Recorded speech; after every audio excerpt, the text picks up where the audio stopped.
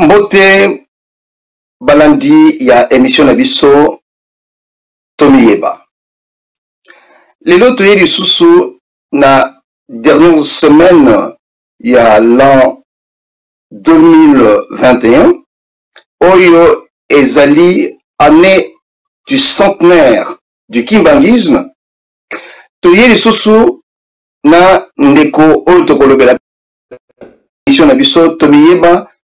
Justement pour être tokoka ko clôturer année en beauté nabino kasi tokobana émission na biso le lingionate sans que to pesa beauté et puis to souhaiter ba meilleurs vœux na son éminence papa Simon Kimbangu Kiangani sa sainteté pour la ndenge te asali que tokomati na mokolo lelo.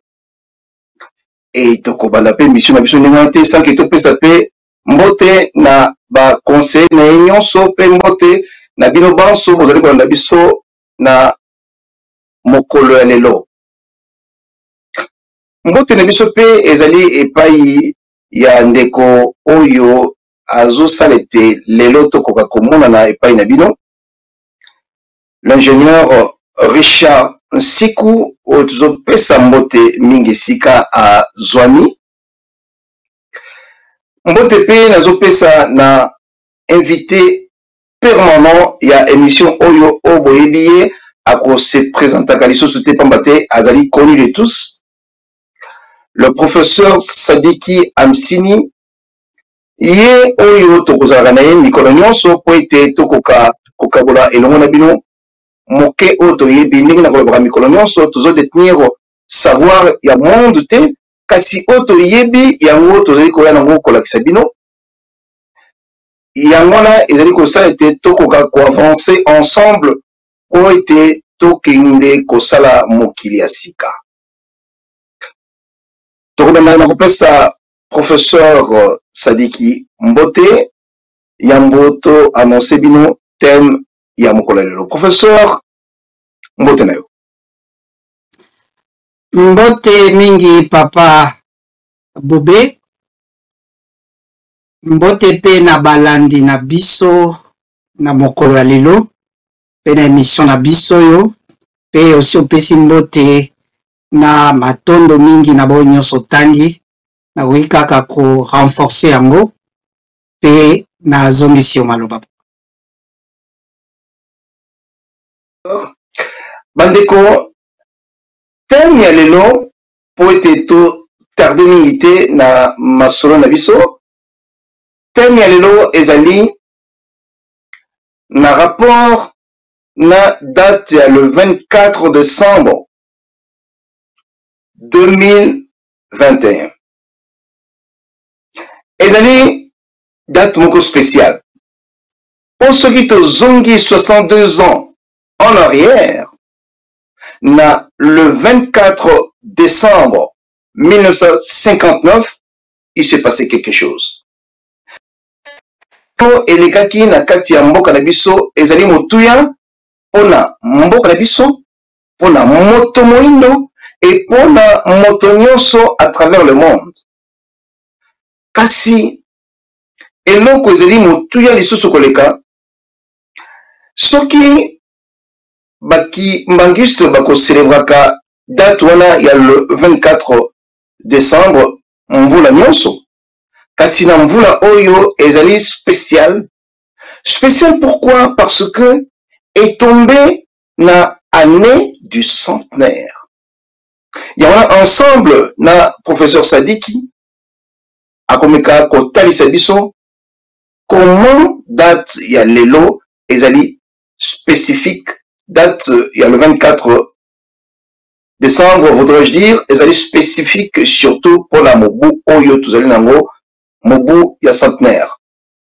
Papa Sadiki, en quoi le 24 décembre 2021, année du centenaire, ezali différent na 24 décembre ya bamvula nyonso esili koleka ya 62 ans.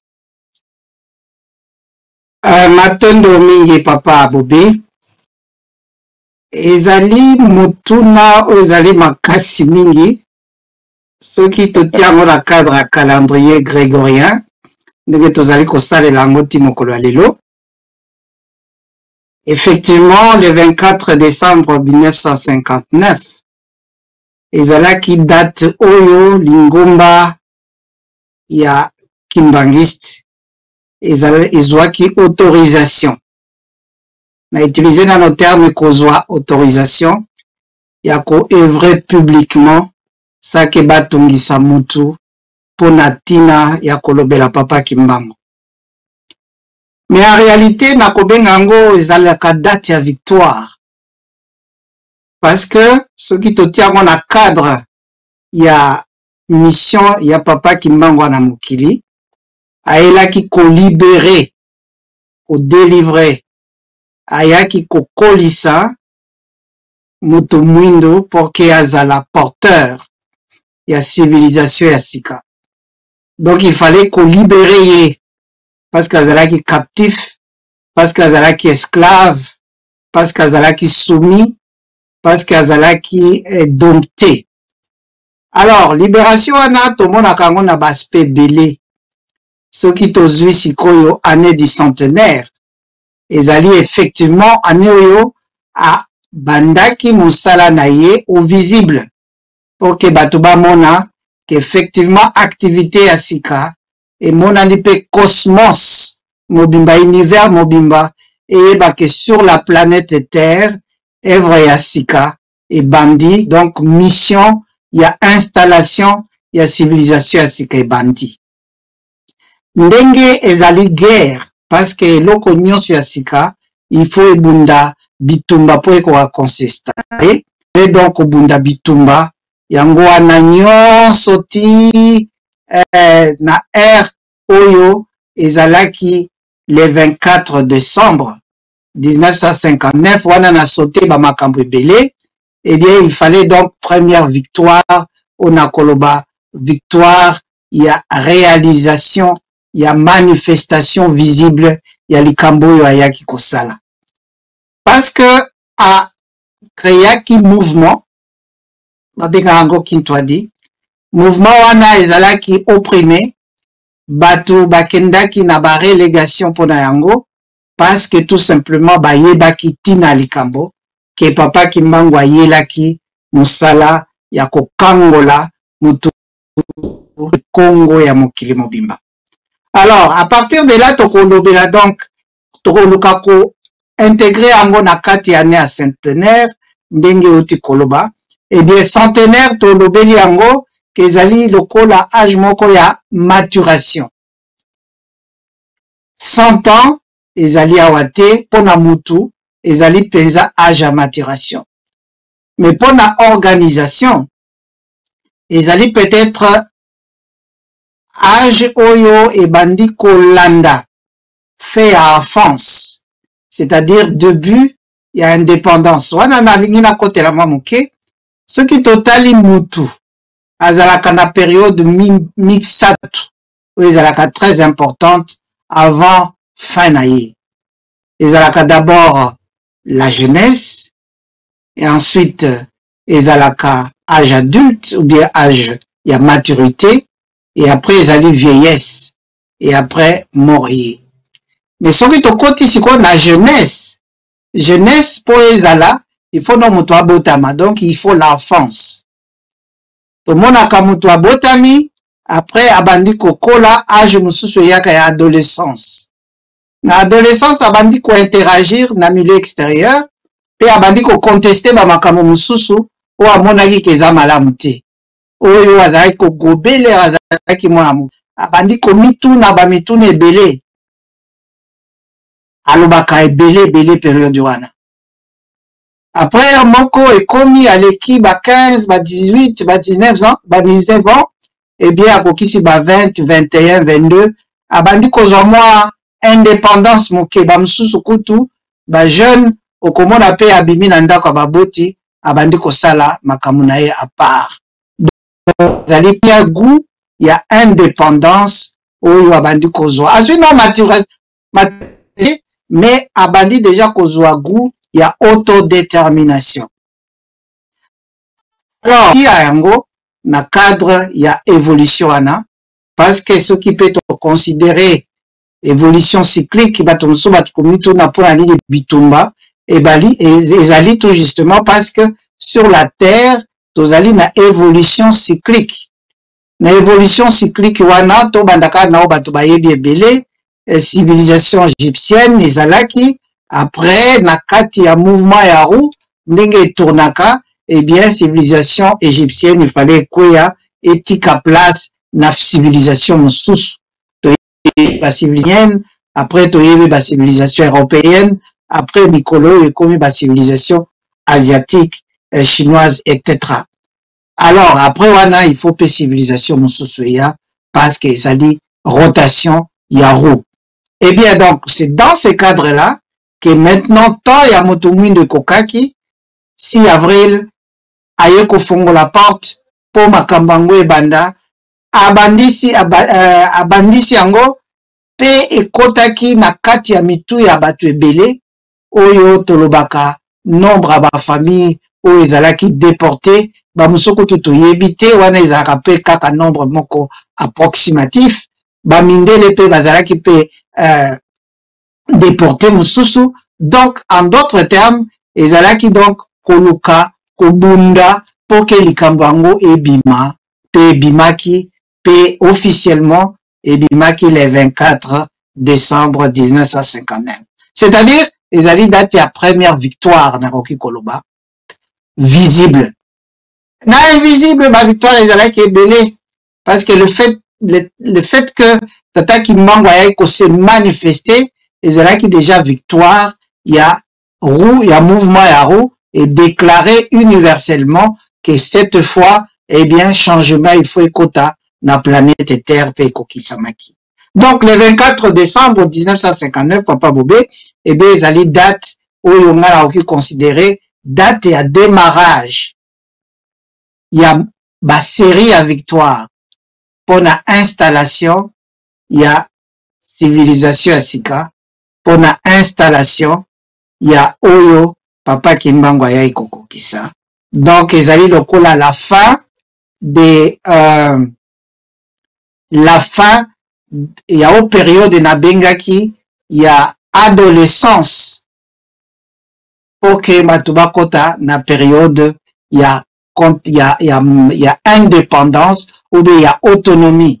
Et c'est pour cela que tokomona que tout justement quelques jours après le 4 janvier eh bien bandi ko se propager et bandi na mouvement politique et yeko bimisa mouvement ya 4 janvier pe tindiki ti na mouvement ya ba indépendance oyo tozali ko benga ba indépendance politique. Ba aspect mosusu Papa Bobé tokoki ko kotela ngo mwasima mais wana kaka pona thème pona en terme ya introduction na soki sinana wana matondo mingi professeur Sadiki Bandeko Balandi nakanisi boyoki développement ya introduction oyo professeur Sadiki apesi bato vraiment na molai instant professeur donc il faut expliquer biso makambo nyonso même bato oyo bazali le plus retard ou compréhension ezali moins difficile ba comprendre yongoni ako salaka extrapolation et une explication beaucoup plus large. Professeur, le développement en termes d'introduction, nous parlons qui makambo, il y a autorisation, en quelque sorte, on peut entre guillemets. On le bipé, les indépendance, on le période où nous tika adolescence pour peuple à côté de la maturité. On le bipé à terme, ils allaient peut-être se joindre. Papa Simon Kimbangu,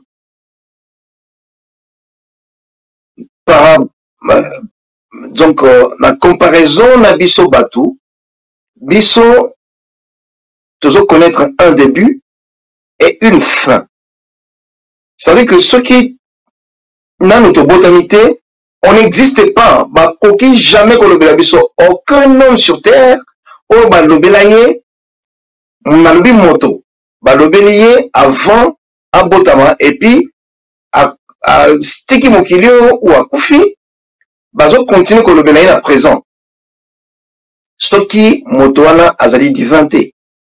Or, Papa Simon Kimbangu, professeur, avant, à Botama, physiquement, il fut. Pourquoi déjà, na banko qu'on a vu ça, bazali qu'on invoquer esprit Kimbangu, où il a dit qu'on réalisait, bah, miracle, il y a un notamment, qu'on fait revenir, Batou, na vie. Mort na koufi, bah, beleli komba Kimbangu, a zongi na bomboui. Aye physiquement, azali ko sala exactement makamo asalaki tango azalaki même physiquement la bomboité.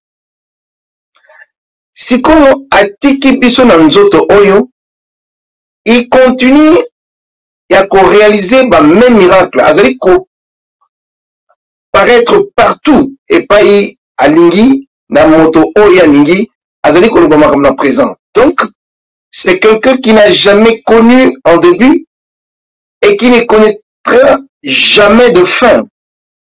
On a tout le monde. Alors, les cambo oyo qui n'ont pas les associés na yé, il fallait peu et connaître débuter et connaître peu feinter.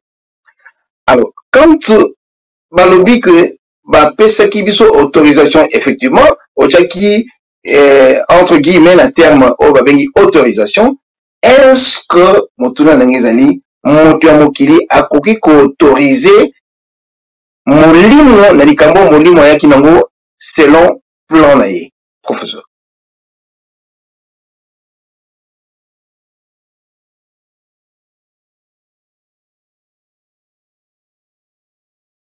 Je tiens qu'à moi, entre parenthèses, effectivement, na Tinawana. Parce que ce qui t'ozongi moi moki. Oui, est-ce que on peut expliquer biso pour te comprendre mozindo na yango pour la ligne checker un peu entre parenthèses par rapport effectivement à ce que voilà, c'est effectivement on dirait aux gens qui déjà voient yango pe okotisi yango.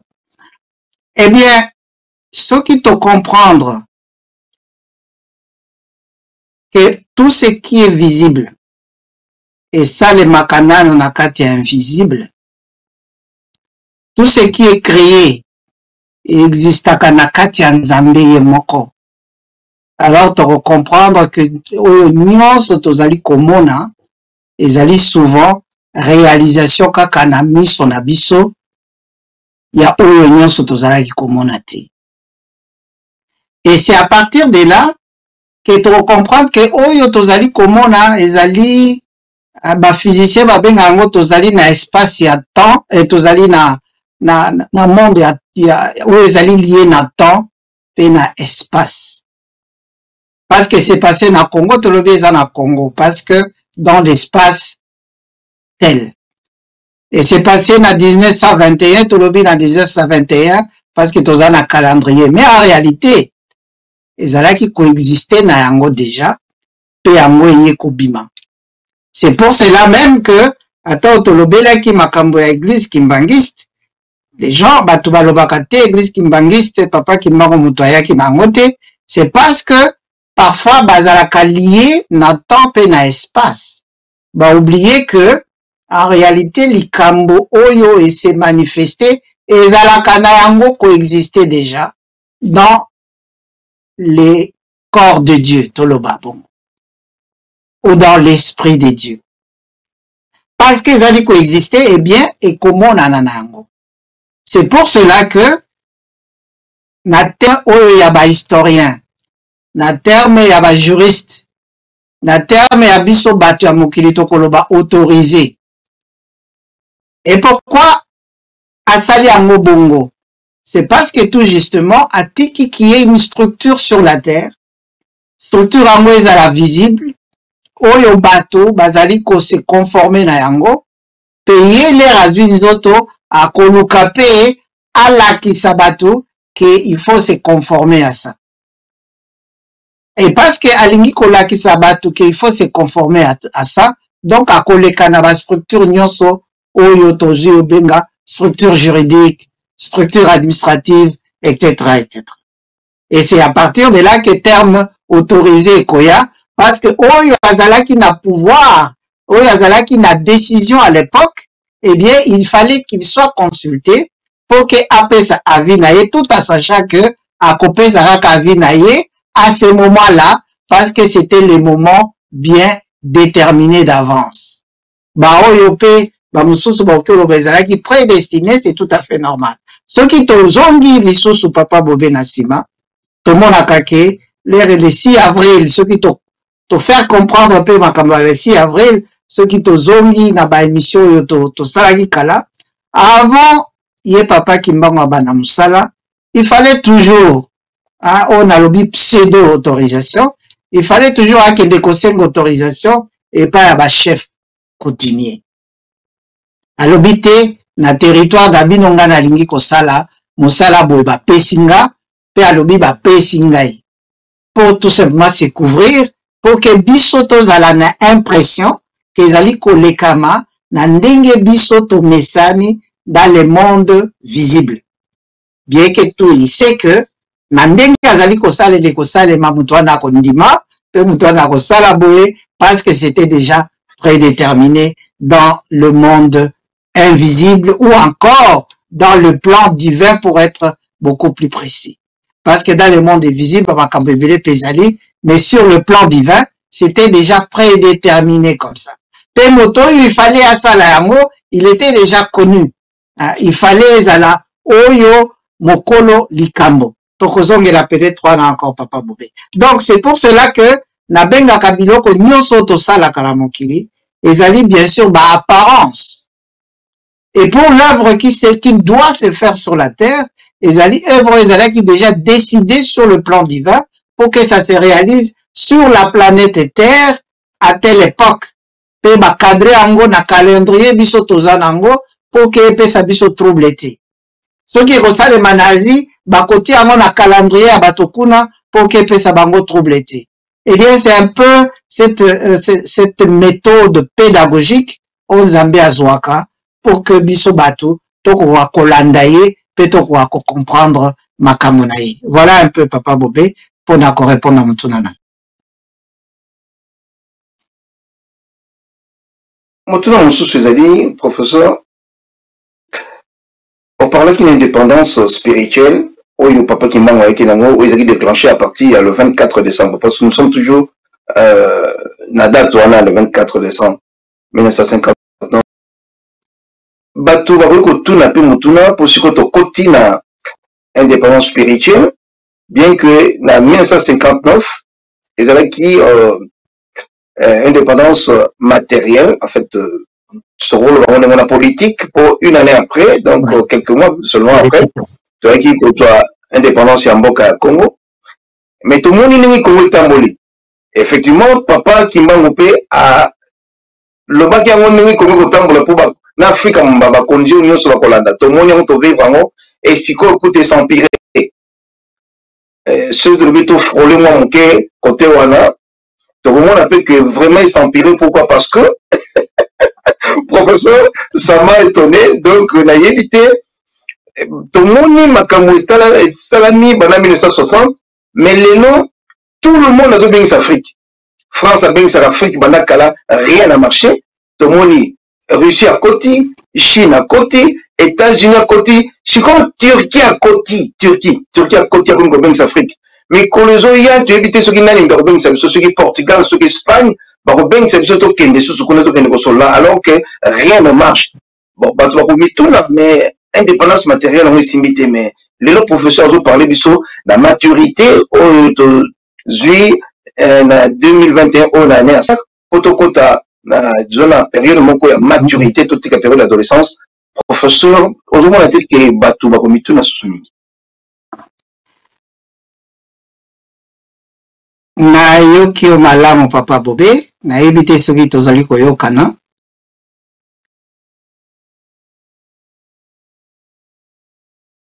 pona moni neti 5 sur 5. D'accord, ok. Donc, par contre, en fait, na lobite que tozwi déjà maturité. Na lobi tozali na fin ya adolescence, pe tozali kokota tozali na période oyo ya autonomie.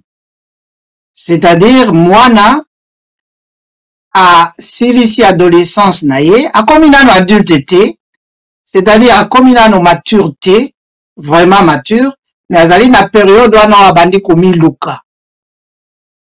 Parce que azali komi luka, eh bien, oyo bayebi déjà makambo liboso, bakoku koluka ko influencer ye.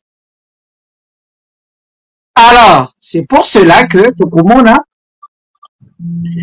oyo bazali koluka ko influencer ye, ezali oyo bayebi déjà ndenge évolution ezalaka. Nde bako comprendre lui en bon. Donc moto oyo abandi koluka kozala autonome. Ndenge akomi nano maturité, eh bien to luka ko influencer ye.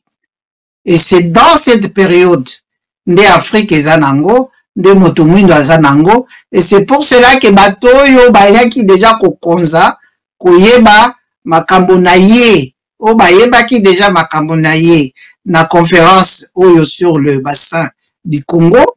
Eh bien, Turquie azalaki na kati. C'est tout à fait normal que Turquie pe amikotisa na kati na danse. Oyo azalaki ko observer yango musika, la Chine ayebaki nano likambo te mikolo parce que ye pe apusani, parce que ye nde aza moteur sikoyo ya période oyo pratiquement, eh bien, il fallait normalement akota na danse. Donc c'est période où kosaka même ata totali na jeune période ya ndenge wana nde babungisaka ba jeune. Mais c'est pour cela exactement que il fallait donc le 24 décembre pour que eya koéveiller mutu wana oyo déjà kolisaki ye à partir d'ici avril, pesaki ye déjà un certain nombre ya biloko po alia pour que akoka kokola, pour que akoka comprendre un peu mokili ndenge eza fonctionner. Eh bien, lelo abandi koluka sikoyo kokende de lui-même. Il n'est pas encore mature, mais il commence à avoir de l'autonomie. Et c'est pour cela donc qu'il fallait koya couper ça y est, éléments. Éléments yango balobi, donc, pour que tu avances, eh bien, voilà les cadres. Les cadres ezali topesi yo lingomba. Lingomba wana ekosalisa yo pour que obanda komona o comprendre kaka te ke mokili ezali politique, mais mokili ezali régi par le spirituel. Et ça, voilà la base de cette spiritualité. Et c'est pour cela qu'une indépendance, il fallait aussi préparer même ces gens-là qui devaient venir discuter na bamindele, du point de vue aussi spirituel, mouké, bazala qui pensala no ba bébé de ce point de vue-là, mais il fallait qu'on paie sa bango baspé wana pour que baïeba.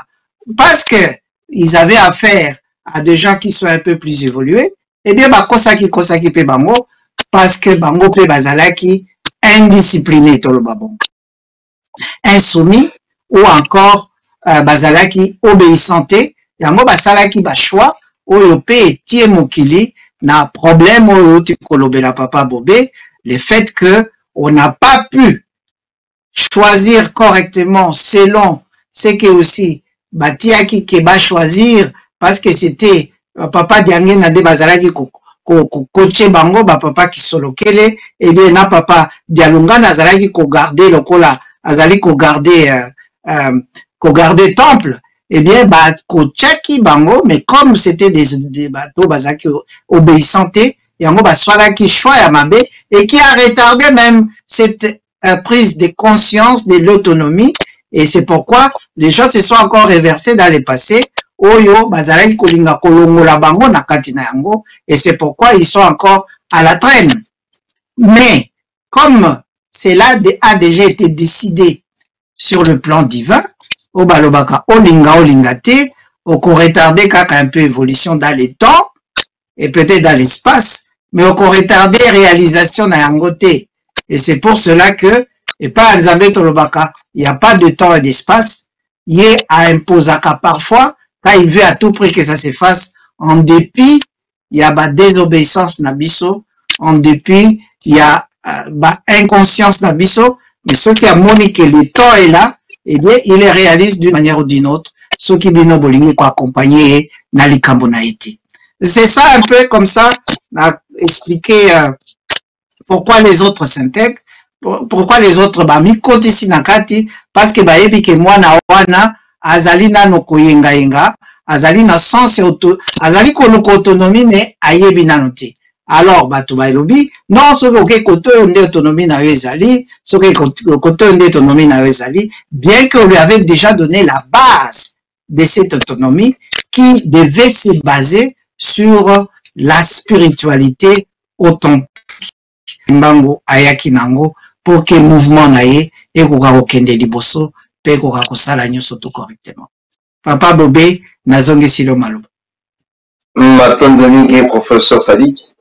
Oui, professeur, tu comprends le développement de Yosali, mais avant de continuer dans l'impact ou peut-être la façon de se comporter pour la période d'autonomie ou toujours en 1959, Congo et Zoki indépendance en 1960, c'est-à-dire que après quelques pays africains, entre autres, je crois, Ghana, à 1955, si je ne m'abuse. Alors, est-ce qu'il y a quand même une raison pour Papa Kimba Moyaki na Congo, à Salim Makamonakati à Congo, à Zo parler na Congo et puis l'Afrique par après? Mais comment est-ce possible Ghana a son indépendance avant Congo, bien que Congo, avant son indépendance, il y ait déjà libéré qui Lingomba Oyaye pour Kotambosa Mboka. Est-ce que il y a une raison quelconque où Ezalonka Kandengwa n'a pas poussé ma commune? Je ne sais pas si je me comprends. Oui, je comprends très bien. Mais la commune en pesa en termes de dates précises. Oui. La commune en termes de période. Parce que ceux qui n'alitia makambea on a l'obaki enfance, adolescence, na période ya autonomie. Na oki kobanda par exemple na 1960, ceux qui n'a yango na bakisi 30 ans, toza 1990, ceux qui tobakisi 30 ans, toza 2020, ceux qui tobakisi encore 30 ans, toza 2030, ceux qui n'a au Congo. Alors, à partir de là, na komona effectivement que indépendance spirituelle est à Congo effectivement, et qu'Obima débat la 2030, quelque chose comme ça.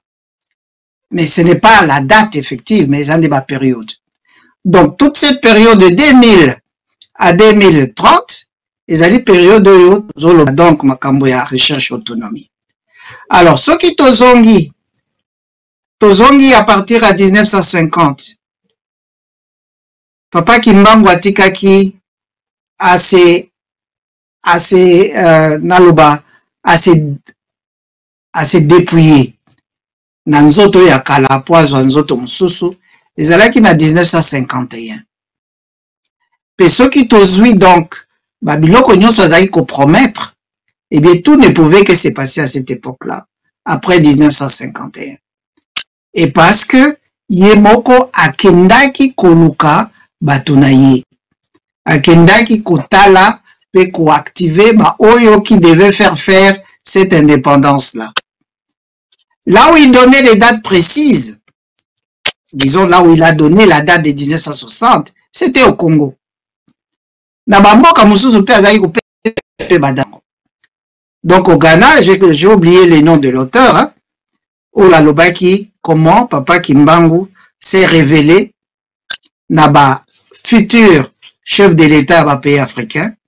Et il est allé là-bas, il est apparu à ces gens-là, il les a instruits des activités qu'ils devaient faire pour que l'indépendance puisse se faire, et pour que l'indépendance soit là et zala na place. Et partout, c'était lié bien sûr aux conditions qui entouraient ces pays-là, les conditions de colonisation et aussi les pour le Ghana. Je crois que c'est dans ce sens-là que Abimela Kaba Ndekoba Kwame Nkrumah kuna po akoka kokonza bango et pour qu'il y a coaché bango. Je n'ai pas ce livre ici ezanase na ogai kolukana date ndenge basolo la kanaye. Éviter ce qui n'a pas ces réponses dans mon tournage. Oui, madame le professeur, oui, c'est très clair. Et surtout que je pourrais même ajouter quelque chose que différence égalité na peuple parce que papa qui m'a ayakin kaka pona ba congolais mais pona moto mwindo nyonso. Or Ghana est un pays Afrique et puis pays il y a bato mwindo balina kati donc c'est un même peuple et voilà on a ici aux alliés très clair na et à nos autres copains ça na bande de biso. Bande comme on dit, je vous rappelle encore une fois que tous alliés na émission na biso, émission Oyo Bino Bokolingaka Tomiyeba avec notre invité permanent, le professeur Sadiki Amsini Oyo Tozali Naye, na thème autoliko développé le lot, sur la date du 24 décembre 1959, Sikoyo Tozali 24 décembre 2021, 62 ans après, yango tozali kolobela po tozali na année du centenaire yango na date oyo ezali spécifique. Professeur Sadiki tozoli kotonomi na tango to ya indépendance ya ba pays africain tomoni ndenge lekelaki. Donc, tolandi ba consigne te oyo papa Kimbangu apesaki.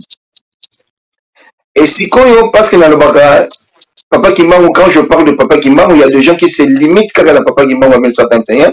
Or na lobaka c'est une suite.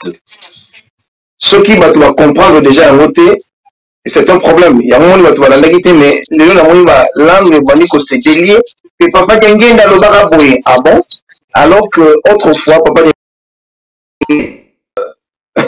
magicien azalaki nyonso na be mais lelo papa Simon Kimbangu kiangani azobenga pe basu et puis azokoloba likambo moko na mokili na mesalama te.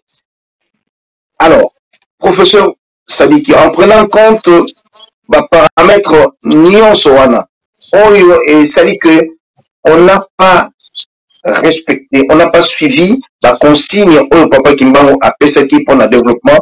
Il y a Congo bien que même Mindelo biso tout le monde a un modèle biso, bien avant que pas de développement pour l'Afrique en dehors de Kimbangu. Les loyaux professeur Sadiki pour aller dans la période d'autonomie, pour aller comme Iloukela. Professeur Ekoki kozale la lolengeni. Matondo mingi papa Bobé. Avant que tu na répondre na zonga lisoma muke pona koloba ndenge ni tozali komilukela. Omoni soki jeune azali adolescent abanda kotuna mituna ebele ko contester koloba loba ebele. Akanisi ke yende moto ya liboso ya kokuru ya komona biloko yazomona. Alors que biloko wana akutaki yango. C'est ainsi que tomoni na ba pays nyonso oyo tozali kotangela sikoyo okuta ba groupe de prière ebele Ba groupe de prière wana musala nini koloba loba. Ba groupe de prière wana ko contester à gauche à droite. Ba groupe de prière wana ko discuter. Mais en réalité, ça ne produit pas et l'okoyo, il faut le produire parce que c'est l'âge. Les alliés, l'âge, c'est seulement la discussion, il y a échange, il y a contestation. On n'a qu'à suivre ce qu'on doit suivre. Donc, ce qui nous est là, où les alliés prédisposés pour nalikambo tel, bolandi angote, eh bien, moi, pas si, il faut les là. Beaucoup qui koluka quoi avancer, mais vous allez toujours vous rendre compte que ce n'est pas là qu'il fallait aller. Il fallait donc beaucoup zongati na suka et beaucoup zongati na place au bubungelaki pour na kolanda nzela normal. Mais ce qui te tient aussi dans le temps, comme on a que beau perdre moins de temps parce que les ali buzo banabino moko. En d'autres termes, to koloba donc nous les ali buzo banabiso.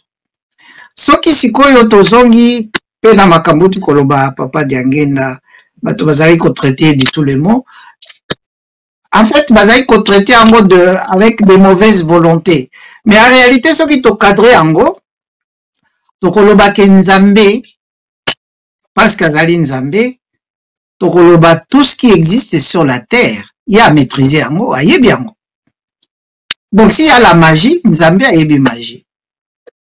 S'il y a la sorcellerie, nzambe ayebi en gros. S'il y a par exemple savant, Nzambé, c'est le premier savant.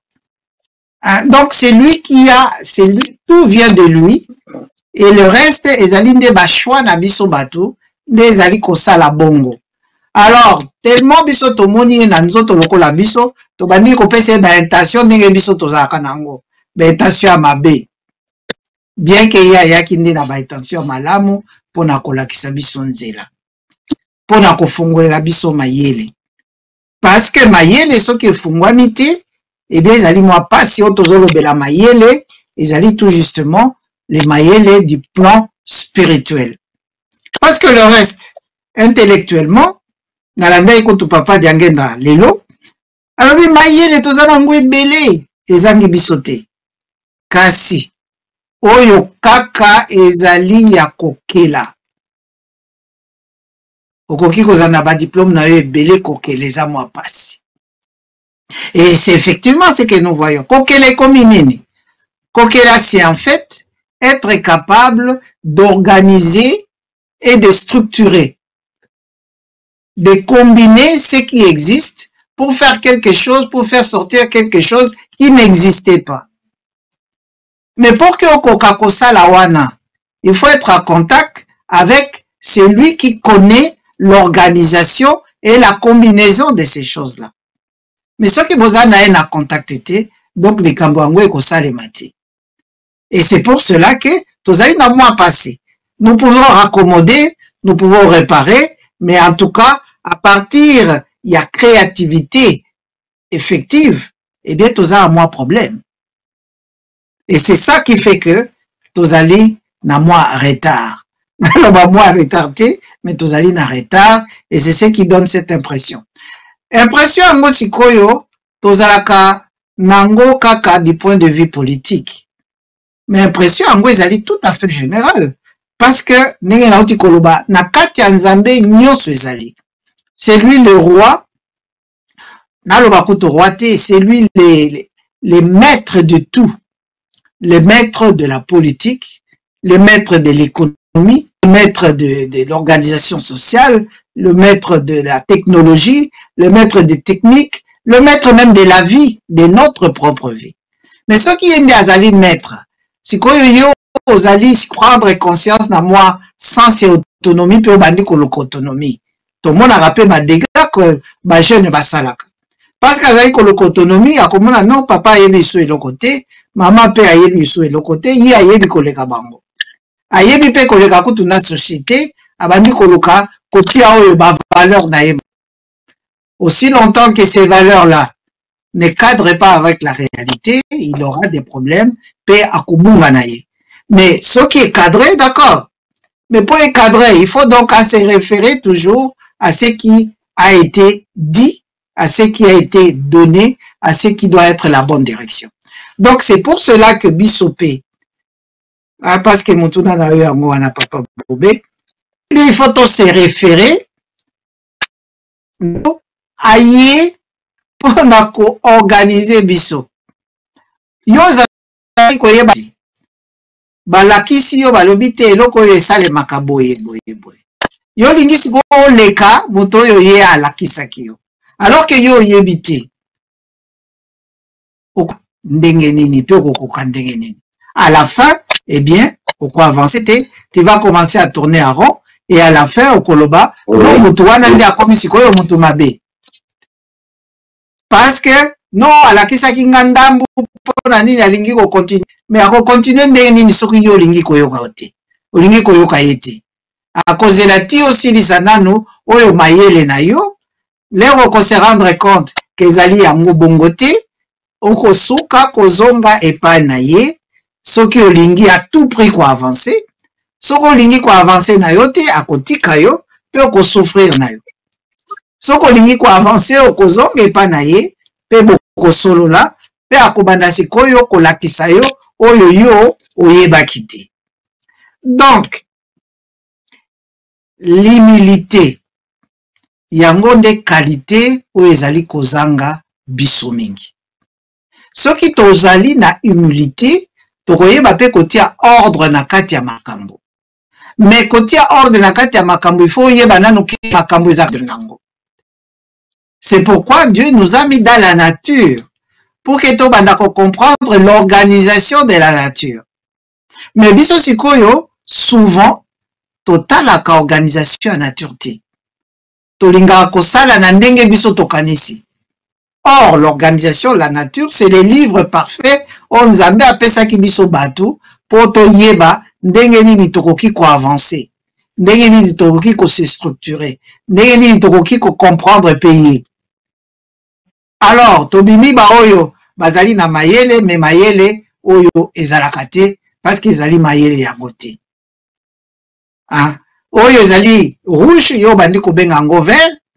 Oyo ezali vert yo bandi ko benga ngo ba couleur mususu. Donc okobiti akaka na kati ya confusion et c'est dans cette confusion là que tozanango qui effectivement ce que je disais avant que mutu azali koluka autonomie mais ayebi nzela ya autonomie yango te ou bien alingi komitika ba orienté na te par celui qui est à la base de cette inspiration na kati na ye que tu dois être aussi autonome. Mais yesi koyo akei côté ya bato oyo bazalaki ko coloniser ye, bazalaki kolongola ye autonomie na ye, bazalaki ko konza ye, ye akanisi ke ba wana nde ba oyo bakolakisa ye nzela autonomie ya malamu. Pourquoi? Parce que azangi identité na ye. Parce que a ignoré oyo ayelaki ye pour que akoka kolakisa kozongisela identité pour que apprendre conscience na valeur na ye intrinsèque et à comprendre qu'il faut nde asalela yango kotika maloba ko landa mibeko kolanda mibeko pe kosala misala en correspondance na mibeko wana parce que le tout c'est le travail qui va déterminer la fin parce que ata oyebi ata okoki ko discerter ndenge ni koloba ndenge nyonso tu mais soki o concrétiser yango na misala te eh bien eloko wana en tout cas dans ce monde régi par l'espace et le temps eh bien on a un problème parce que c'est un espace ezali espace oyo ezali ya matériel et dans ce monde matériel il faut concrétiser ça matériellement et c'est là où nous sommes papa. Voilà. Matondo mingi professeur Sadiki ne ya no pesi biso et il y a un kitoko parce que le makambo mingi ya motu na kati oyo et vraiment et retenir sensibilité na ngai kati ya yemo konzambe alobaki il est un tout dans un tout et alobaki sous papa Simon Kimbangu azali le maître des pays en profondeur alobaki azali le roi de nombre père et impair. Ezali ndenge moko tokomonaka. Au lieu moto azali mwana moke to azali na âge moko et moi moke olia ke retourna ba kolo tant sur likambo ba kolo se ba yeba ngo te yazo akemba ngazomona lokola ke likambo ngo ye mutabandi yango ndenge moko mokolo papa to une personne âgée ayebisi mwana to leki tozali kokende mesika songolo okomona mwana ntango babimika na lopangu abandi kokende rapide donc na makanisi ya mwana ayebi ke ce vieux là azokoka koyambango te parce que physiquement akomi affaibli donc poids ya age ezokopermettre etala na ngai me ngai nazokende mbango nakokende mbango ti mwana ase rendre compte ke azokende mbango asebi epai azokende te akosali na kotelema mokolo akoyaka ti akoya korejoindre kaka ye mwana kimaki mbango azalaki na makanisi ebeleki mokolo azokokoya mbango te akotuna susu kaka mokolo yango to papa estce se tokomi papa akoloba te na tokomi te ntango awana kokende abosani lisusu akimi lisusu mbango mpona ye papa azoya malembe mingi nzoka ayebi eloko te moto ayebi likambo ayebi epai bazali kokende ezali kaka mokolo to papa donc makambo tozali nango tozomona bapasteur oya bagroupe de priere bazali koka bango bazoganga makasi koleka papa simongi mbango kenga okanga feu fire papa simongi mbango lembe kaka oka kaka akoloba likambo okanisa azali koloba te okanisa azali koloba te kati azali koloba kimbangisme oye tokolonga to tokolonga te tokolonga tozali kolanda likambo moko ekosalama na mokili nano esalama te tata nzambe akosala likambo donc ye moto ayebi nzela ye moto ayebi epai toli kokende vraiment nasepeli mingi na eyano na yo nakanisi bandeko bazolanda biso mpe bakozala d'accord na ngai nauti koloba likambo moko professeur ezali constat nasali congolais bazali kokamwa ye na mokili mono azokamwa ye congolais ye moko azokamwa situation akomi nango sikoyo bapaya oyo bazali baafricain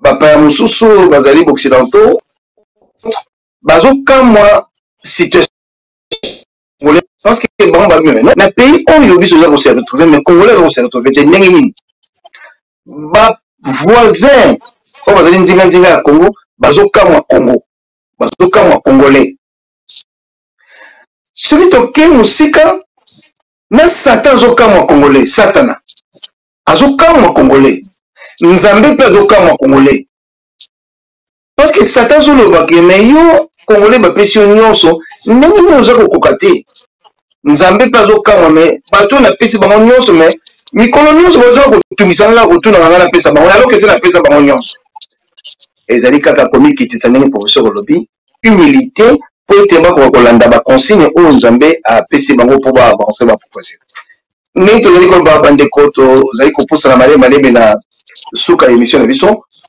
professeur bato mingi bakotunanga mituna balobi me bino bolobaka mpe mingi me tozali bozopesa biso te une voix très claire oyo biso tokoki kolanda po tokoma mpenza esika oyo tozolinga tokoma mpo tozocomprendre te il y a quand même beaucoup de confusion aujourd'hui kuna babenda kuna kimbango alobi boye kuna parce qu'il y a une confusion kuna mfumu kimbango alobi boye kuna ezali ye te kuna bamosusu balobi boye alors clair mpo na bango ezopesama comme tel te professeur et surtout ndenge na kolobaka mingi na mayele te moto ezangi kasi mpona kokela sikoyo position claire oyo okopesa na bato bazolanda biso lelo par rapport ya période ya autonomie oyo tokoti mpo yango moto komema biso ntina maturité effectivement papa Simon Kimbangu a parlé de la maturité abaki il faudrait une longue période pour que l'homme noir acquiert sa maturité spirituelle donc yango tozokozela professeur position claire qu'est-ce qu'il faut faire? Oui, matondo mingi papa Bobé olobi yango très bien. Ndenge ezali période oyo ezali donc apprentissage pour comme na autonomie ou expliquer yango très bien encore un exemple ya mokolo na ndenge tolobaki liboso. Mais dans l'apprentissage, qu'est-ce qui se passe en fait? C'est pas pour être un exemple wana ya jeunesse et enfance. C'est pour que tu comprendre effectivement que même la nation, même un peuple, ezali kaka lokola macrocosme, et loko ezali microcosme na kati na biso. Tozui mutu, c'est pourquoi tozaki mwana, azali lokola microcosme, mais ceux qui todu tant bango, lokozwa macrocosme, ezali notre monde, notre peuple, nation na biso. Si quoi ce qui tozui donc exemple wana ce qui tolandeli yango to comprendre peut to kozwa réponse ya likamonengo zoloba. Apprentissage na période yango on apprend quoi en réalité? Tu apprendras d'abord koloba. Donc il nous faut un langage. Yango effectivement tu koloba confusion c'est dû na langage. Le langage n'est pas encore clair na kati ya mwana wana. Parce qu'ayebi nanu le musu abengi fufu, alors que le mususu ezali déjà ko distinguer poto na fufu ya kobela ayebi nanu te abengi ka nyonso fufu. Alors que ce qui atiki ke bakto bakonze ba côté malamu à comprendre la différence wana. Donc il y a la langue. Et ensuite tozo ko se cramponner mais lokoyo il y a oyo mutoye na likambo na yete. Papa lobaka yango petit à petit nengo tikoloba obi boloba ya kala mais boloba pe ya sika. C'est-à-dire il nous faut aussi un livre qui nous parle clairement de l'enseignement de Kimbangu. Nga lobaka za troisième livre, troisième testament na bato bazaba chrétien pe ba ata ba musulman ba koza d'accord avec moi qu'il nous faut au-delà ya Coran, bakondima ngote mais ezali bongo parce que même bango ils attendaient un Saint-Esprit na kati na makambo na bango. Donc il faut un langage, donc une langue qui est claire. Langue yango toyeba yango, c'est pourquoi pe azaki koloba boltika ba langue na bino kona binote bola na bino. Vous apprenez apprentissage. L'enseignement lui-même dans un livre qui est bien clair, oyo batu nyonso bako banda kotangela ngope confusion négocie là parce qu'il y aura des terminologies qui sont les mêmes pour tout le monde. Eh bien, pour Nawana, il fallait donc appeler sa écriture pour soutenir Wana. Parce que l'enseignement, et kolobala na munoko, mais il faut les la coucher pour que mutu na mutu a interprété à mon andenge na été. Donc il faut l'écriture. L'écriture peut ezali déjà, hein, parce que la période où il y a apprentissage, on a un sa babilo ko nyonso wana. Pe apesi nini, apesi pe nyonso yo na oti kotanga na nde base ya bukimbango en fait. Alors, orientation nini na popesa. Eh bien, les gens n'ont qu'à regarder côté nini écriture wana ezali. Écriture ezali ko soutenir la science, ezali ko soutenir développement scientifique, technologique, ezali ko soutenir développement nyonso intégral. Pe oye moko apesi yango kombo alobi oyo ezali outil ya développement na bino. Donc, il faut suivre ces côtés-là, là où il y a cette écriture-là, c'est ces côtés-là où likambo yango ezali. Eh bien, qu'est-ce qu'on apprend aussi les Tozakabana? On apprend le mouvement. Hein, Kotambola. D'abord Kongoluma, ensuite Kotambola. Il nous faut donc des activités. Activités où il faut permettre vulgarisation, réalisation, yabilo konyoswana. Et de ces côtés où il y a un mouvement wanezali. Les activités créatrices, ou bien encore les activités où il y a ko révéler œuvre et ko révéler enseignement wanezali côté nini. Ce qui totali ba groupe ya mike, est-ce que bazali na ba activité wana? Et mais, on voit que il y a un groupe, et c'est la base, et c'est là où lui-même est installé dans Kamba, kunande ba activité wana ezali ko salema. Il nous faut l'ordre.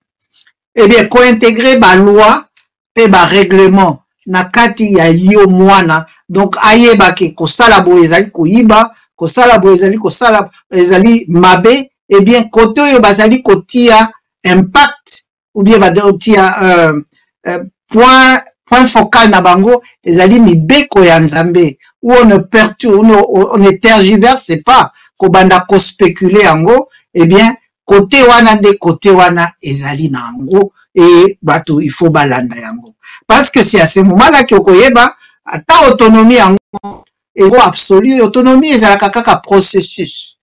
C'est un processus qui va vous amener la maturité. Eh bien, il vous faut aussi développer, apprendre un comportement social. Donc, organisation sociale, organisation sociétale. Côté ninyoyo, bazaliko, tia yango et monana.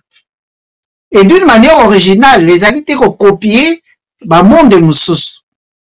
Les alités qu'on monana, peut qu'on monana d'une manière claire. Eh bien, kotoyo, ezali kolakisa comportement pe par rapport na milieu, par rapport na environnement. Donc, yango wana ekope sabino, donc le savoir-faire. Donc, na prise à conscience, il y a savoir-faire, nde boko banda siko kozala capable, ya kosala ba combinaison, il y a ba découverte, ba combinaison, il y a ba biloko ezali ba transformation. Et c'est ce qui sera votre base, il y a ba invention. Et c'est là du point de vue naturel, matériel, et mental, spirituel, pe ekope sabino nyonso wana. Mais pour arriver là, moi na sala kanini. Azali ko tambola, azali ko kweya. Azali ko mususu pe azoki. Mais na kozoka, na ko tambola, na ko sala nyonso na bengi yango guerre. Donc c'est l'ensemble de tous ces petits guerres tozanango, mais ba élément nyonso wana ezali ba champ de bataille, ezali lokola ba bataille, des batailles politiques, des batailles sociétales, des batailles ceci, mais les 24 décembre, et bien parce qu'il inaugura qui victoire, hein, et faire et symboliser le démarrage, il y a ba victoire au visible na kati, il y a développement wana, et bien toyebi donc que tu es capable de remporter des victoires. On a remporté la part où ils allaient le 24 décembre. Eh bien, où surtout, il faut remporter des victoires. Victoire à langage, victoire à mouvement, victoire à intégration à Mibeko, victoire à organisation sociale, sociétale, victoire ndengenini, donc kolisa savoir-faire nabiso. Et ceux qui n'y sont les alliés développés, wana nde tokomona ke maturité réelle et bandi kokota pe bandi komonana. Nakanisi papa Bobe na pesi loba muke wana na tina motuna nayo na zongi stelio malo. Oui, professeur, Zolandi vraiment na bokebi nyonso na makambo lobi. Vraiment lobi que au parler de la victoire, mon cité tellement ba domaine ebele. Na makanisina na moni que il faut refaire congolais. Biloko nyonso ezangi parce que cité presque nyonso to sengeli to landa par rapport pour s'adapter réellement na makambo nyonso papa Kimbangu a mili biso poto kinena victoire totale, victoire réelle ya likambo oyo to zali na yango professeur. Je crois par rapport il y a nanayo qui na sens wana ici bande ko na biso to combina sous émission na biso kasi to keneke boité sans que professeur appelle sa biso conclusion na conclusion na conseil aux angate professeur Sadiki na kanisi bande komi yo na bokebi nyonso oyo pe ya motuya ezali na kati bazui chacun peut-être attirer les sons na likambo oyo tolobi par rapport ya terme biso ya émission professeur soki olingi oloba un mot parce que là nakanisi papa Diangenda l'avait dit papa Simon Kimbangu oloba que Afrique mobimba bazali kozela yo congolais et puis nzembo pe elobi yango ba Afrique bazozela ndenge bokonzi kotelema na kati ya mboka Congo et ça traîne mais j'ai l'impression que bato bazo comprendre karaté parce que même si bazali ko ça organisation pour le faut pas refaire parce que ça tient pas je crois que bazo tenir compte tena makambo oyo tolobi lelo par rapport à papa Simon Kimbangu ce qui au niveau global un mot professeur na ba Congolais en particulier et puis na ba Africains ou tout le monde nyonso en général, professeur Olobali. Matondo mingi papa Bobe. Likaka ndenge toti koloba kozonga na esika oyo tobungelaki, c'est-à-dire tozwaki ba dogme na ba doctrine importée. Yango elakisi biso ke ezali ya biso te, ezali ko développer pe biso te, pe tie biso encore na kati ya soumission ya colonisateur oyo azali ko coloniser biso. Il faut tozonga na oyo ayaki kopesa biso notion ya indépendance, notion ya autonomie, notion ya identité na biso, parce que yende ayebi yango malamu. C'est lui le parent, le premier parent, koko ya yambo oyo akelaki biso. Il faut tolongwa na ba doctrine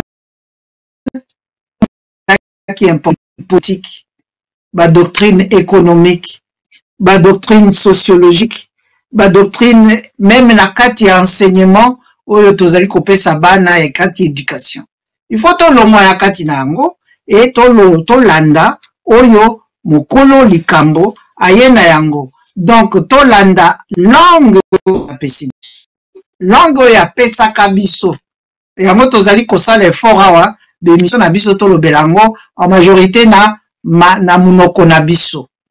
Parce que apesa ki biso munoko yango poto valoriser yango, poto kumisa yango, poto sale yango, parce que kuna nde atiaki pe ba fongola ya non seulement ya ba découverte mais ya ba invention na biso.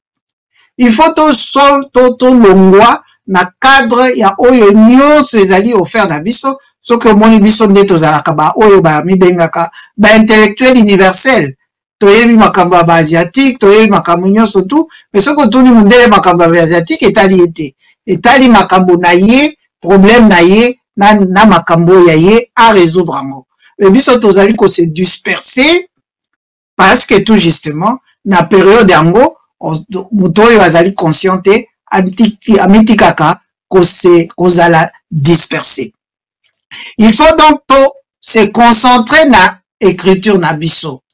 Parce que écriture na biso nde pe ezali ko véhiculer ba vibration ou ezali ko correspondre na miso na biso, na langue na biso.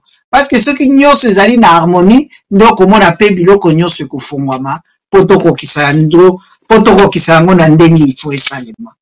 Se concentrer effectivement na oyo ezali base ya spiritualité na biso. Ndenga na lobi ezali mkamba na papa Kimbangu. To se concentrer nde na ye. Parce que ceux qui se concentrer na ye, eh bien, to zongi na origine na biso, pe to ndimi kolanda nzela oyo ye ayebi pe oyo azali kokamba biso na yango.